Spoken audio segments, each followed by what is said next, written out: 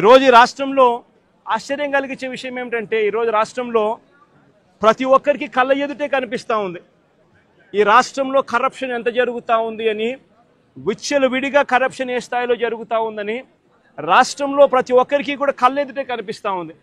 ఈరోజు రాష్ట్రంలో liquor mafia చేశారు. రాష్ట్రంలో లిక్కర్ షాపులు అన్నీ కూడా ఎవరికి ఉన్నాయి అని అందరికీ తెలుసు.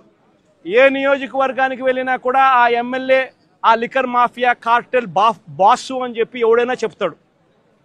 ఏ నియోజకవర్గం వెళ్ళినా కూడా ప్రతి గ్రామంలోనూ ఆక్షన్ను వాడి బెల్ట్ షాపులు నడిపిస్తూ ఉన్నారన్న సంగతి ప్రతి ఒక్కరికి తెలుసు. ఏ నియోజకవర్గంలో అయినా కూడా ఇల్లీగల్ పర్మిట్ రూములతో లిక్కర్ అమ్ముతున్నారు అనే సంగతి కూడా అందరికీ కనిపిస్తూ ఉంది. ఈ ఇల్లీగల్ పర్మిట్ రూమ్లో అయినా కూడా, ఈ బెల్ట్ షాపుల్లో అయినా కూడా ఎంఆర్పి రేటు కన్నా ఎక్కువ రేటుకు లిక్కర్ అమ్ముతున్నారు అన్న సంగతి కూడా అందరికీ తెలుసు. రాష్ట్రంలో ప్రతి ఒక్కరికి ఇదంతా కనిపిస్తూ ఉంది. సాక్షాత్తు డిఐజీల ఆధ్వర్యంలో డిఎస్పీల ఆధ్వర్యంలో సిఐలు, వీళ్ళే ఒక ముఠా, మాఫియా ముఠా. వీళ్ళే డబ్బులు కలెక్ట్ చేస్తారు, వీళ్ళే అలా అమ్మనిస్తారు, అలా అమ్మిన దానికి వీళ్ళే డబ్బులు తీసుకుంటారు, వీళ్ళే ఎమ్మెల్యేలకు డబ్బులు ఇస్తూ ఉన్నారు. చివరికి ఎమ్మెల్యేలకింత, చంద్రబాబుకింత, మధ్యలో పోలీసులకింత అని ఏకంగా పోలీస్ మాఫియా నడుపుతా ఉన్నారు డిఐజీల ఆధ్వర్యంలో చంద్రబాబు నాయుడు గారి ఆంధ్ర రాష్ట్రంలో ఏ నియోజకవర్గంలో తీసుకున్నా కూడా అక్కడ ఇసుక అన్నది యథేచ్ఛగా దోపిడీ జరుగుతూ ఉంది. మిషన్లు పెట్టి కొట్టేస్తూ ఉన్నారు. ఎక్కడ ఉచితంగా ఇసుక ఇస్తూ ఉన్నారని అడుగుతా ఉన్నా. కళ్ళ ఎదుటే కనిపిస్తూ ఉంది. నియోజకవర్గంలో ఏ మైన్స్ ఉన్నా, ఎందుకు ఇదే నెల్లూరు జిల్లాలో సిలికా క్వాడ్స్ దోచేస్తూ ఉన్నారు ఏకంగా. ఎవడు సిలికా మైన్స్, ఎవడు క్వాడ్స్ మైన్స్ ఎవడుకున్నా కూడా వాళ్ళు ఇక్కడ లోకల్గా ఉన్న విపిఆర్ అనే ఆయన పెద్ద మనిషికి ఆయన ద్వారానే అమ్మాల. ఇష్టం వచ్చిన రేటుకి అమ్మకూడదు. ఆయన ఫిక్స్ చేసిన ఆ రేటుకే ఆయన ద్వారానే అమ్మాల. నెల్లూరులో ఉన్న సిలికా మైన్స్లో ఉన్న ప్రతి ఒక్కరికి తెలిసి ఈ విషయం. కోర్టు కేసు వేసినారు. సిలికా ఓనర్స్ అందరూ కోర్టు కేసు వేసినారు.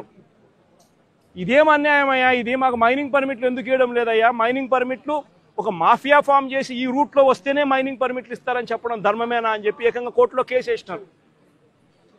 సిలికా క్వాడ్స్ ఈయన కలెక్ట్ చేస్తాడు, ఈయన ఇంత పెట్టుకుంటాడు, నారా లోకేష్ బాబుకు చంద్రబాబు నాయుడుకి ఇంత పంపిస్తున్నాడు. ఏ నియోజకవర్గంలో తీసుకున్నా కూడా ఆ నియోజకవర్గంలో మైన్స్ ఏదున్నా కూడా ఆ మైన్స్ ప్రతి మైన్లోనూ కూడా ఎమ్మెల్యే గారిని కలవాలా, పోలీసులు హుకుం జారీ చేస్తారు, డబ్బులు కలెక్ట్ చేస్తారు, ఎమ్మెల్యే గారికి ఇంత ఇవ్వాలా, మిగతాది పోలీసులు ఇంత పెట్టుకుంటారు, పైకి పంపిస్తామన్నారు డబ్బులు మిగతాది. ఏ నియోజకవర్గంలో చూసుకున్నా కూడా విచ్చలవిడి పేకాట క్లబ్బులు. ప్రతి పేకాట క్లబ్కు కూడా రేటును బట్టి 10,000 రూపాయలు పేకాట క్లబ్ అయితే నెలకు 6 లక్షలు ఇవ్వాలా. 5 లక్షల రూపాయలు పేకాట క్లబ్ రన్ చేసేది అయితే ఏకంగా వెస్ట్ గోదావరి జిల్లాల్లో అయితే ఏకంగా ఒక పేకాట క్లబ్బుల్లోనే ₹1 కోటి ఇస్తున్నారు. విచ్చలవిడిగా కరప్షన్ జరుగుతూ ఉంది. పోలీసుల సమక్షంలో, పోలీసుల ఆధ్వర్యంలో మాఫియా ఫామ్ చేసి ప్రతి నియోజకవర్గంలో జరుగుతాను. నియోజకవర్గంలో ఏ పరిశ్రమ ఉన్నా కూడా ఆ పరిశ్రమ నడుపుకోవాలి అని అంటే ఆ పరిశ్రమ యజమానులు వచ్చి ఎమ్మెల్యేకి ఇంత డబ్బు ఇవ్వాలా, పోలీసులు లేకపోతే ఎమ్మెల్యేని కలసమని చెప్పి ప్రోత్సహించేట్టుగా వీళ్ళు పోయి ప్రెజర్ పెడతారు, ఎమ్మెల్యే మనుషులను పంపిస్తారు, ఫ్యాక్టరీలో ప్రొడక్షన్ ఆగిపోతుంది, ఆ ఎమ్మెల్యేను పోయి యాజమాన్యం పోయి కలిసి ఆయనకు తులమో ఫలమో చేతిలో పెట్టాలా నెల, అందులో ఆయన ఎమ్మెల్యే ఇంత పెట్టుకుంటాడు, డిఐజీ ఆధ్వర్యంలో పోలీసులకు ఇస్తాడు, పోలీసులు కొంచెం పెట్టుకొని మిగతాది పెద్దబాబుకు చిన్నబాబుకు పంపిస్తూ ఉన్నారు. రాష్ట్రంలో విచ్చలవిడిగా కరప్షన్ జరుగుతూ ఉంది. కళ్ళ ఎదుటే కనిపిస్తూ ఉంది. కానీ ఇంత కళ్ళ ఎదుట ఇవన్నీ కూడా కనిపిస్తూ ఉన్నా కూడా ఎవ్వరూ కూడా మాట్లాడకూడదు. విచ్చలవిడిగా భూములు శనిక్కాయలకు బెల్లాలకు అమ్మేస్తారు. ఇలా కావలసిన వాళ్ళకు, వీళ్ళకి నచ్చినోడు ఎవడన్నా ఉన్నాడంటే 99 పైసలకు భూములు ఇస్తారు. వీళ్ళకి నచ్చినోడు ఎవడన్నా ఉన్నాడు అని అంటే ఏకంగా 30 ఏళ్ళ కాంట్రాక్టు, 40 ఏళ్ళ కాంట్రాక్టు, ₹1.5 ఇస్తే చాలంటారు. విచ్చలవిడిగా భూములు శనిక్కాయలకు బెల్లాలకు అమ్మేస్తూ ఉన్నారు. ₹4.60 పీపీఎల్ చేసుకుంటా ఉన్నారు. ₹2.49 మేము ఆ రోజుల్లో పీపీఎల్ చేసుకుంటే నానా యాగి చేసిన ఇదే పెద్ద మనుషులు. అంత విచ్చలవిడిగా కరప్షన్ ఒక వైపున జరుగుతూ ఉంది. మరోవైపున సూపర్ 6, సూపర్ 7లు గాలికి ఎగిరిపోయాయి. ప్రతిదీ కూడా మోసమని తేలిపోయింది. వ్యవస్థలన్నీ కూడా పూర్తిగా నీరుగారిపోయిన పరిస్థితులు కనిపిస్తూ ఉన్నాయి. ఏ మనిషి కూడా సంతోషంగా లేని పరిస్థితిలో చంద్రబాబు ప్రభుత్వంలో కనిపిస్తూ ఉంటే ఈ మనుషుల తరపున, ఈ ప్రజల తరపున ఏ గొంతు వినపడకూడదు అని చెప్పి ఏకంగా ఈ పెద్ద మనిషి పెన్నెల్లి రామకృష్ణారెడ్డిని జైల్లో పడేసినాడు. ఈయన 4 సార్లు ఎమ్మెల్యే. దళిత మాజీ ఎంపీ నందిగాం సురేష్ను 190 రోజులు జైల్లో పెట్టినాడు. ఈయన దళిత మాజీ ఎంపీ. మాజీ మంత్రి జోగి రమేష్ కొడుకును రాజీవ్ అనేవాడిని ఆయనను జైల్లో పెట్టినాడు కేసులు పెట్టి. వల్లభనేని వంశీని ఒక కేసు అయిపోయిన తర్వాత మరో ఒక కేసు చిత్రహింసలు పెడుతూ జైల్లో పెట్టారు ఈ పెద్ద మనిషి. ఎంపీ మిథున్ రెడ్డిని కేవలం పెద్దిరెడ్డి రామచంద్రారెడ్డి చంద్రబాబు నాయుడును ఆయన కాలేజ్ టైంలో ఈయన ఇద్దరు కాలేజీలలో స్టూడెంట్గా ఉన్నప్పుడు ఇద్దరు కలిసి చదువుకున్నారని, ఆ కలిసి చదువుకున్నప్పుడు పెద్దిరెడ్డి రామచంద్రారెడ్డి చంద్రబాబు నాయుడు చెప్పుతో కొట్టినాడు అని చెప్పి. అంతే. పెద్దిరెడ్డి రామచంద్రారెడ్డి చిన్నప్పుడు చేసిన ఆ చిన్న గొడవ చంద్రబాబు నాయుడు మనసులో ఎంతగా నాటుకొని పోయింది అంటే ఏకంగా పెద్దిరెడ్డి రామచంద్రారెడ్డి కొడుకును ఎట్ట తిరిగి జైల్లో పెట్టాలా, పెద్దిరెడ్డి రామచంద్రారెడ్డికి మనక్షోభ కలిగించాలా అని ఎంత సేడిస్టిక్గా ఆయన వ్యవహరిస్తూ ఉన్నాడు అని చెప్పడానికి ఇదొక నిదర్శనం. కాలేజీ టైంలలో గొడవలు జరుగుతూ ఉంటాయి, కొట్టుకుంటూ ఉంటారు. పిల్లోళ్ళన్నా కొట్టుకోకుండా ఉంటారా? పిల్లోళ్ళన్నప్పుడు చంద్రబాబు నాయుడు ఉడుకు రక్తంలో ఉంటాడు, మా పెద్దిరెడ్డి రామచంద్రారెడ్డి అన్న ఉడుకు రక్తంలోనే ఉండింటాడు.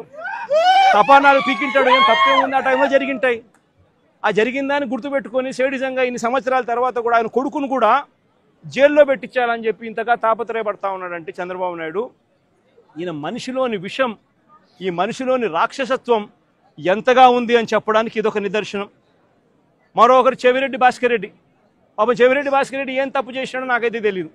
కేవలం ఆయన చంద్రగిరి కాన్స్టిట్యున్సీకి ఎమ్మెల్యే కావడం. ఇదే చంద్రగిరి కాన్స్టిట్యున్సీ చంద్రబాబు నాయుడు సొంత కాన్స్టిట్యున్సీ.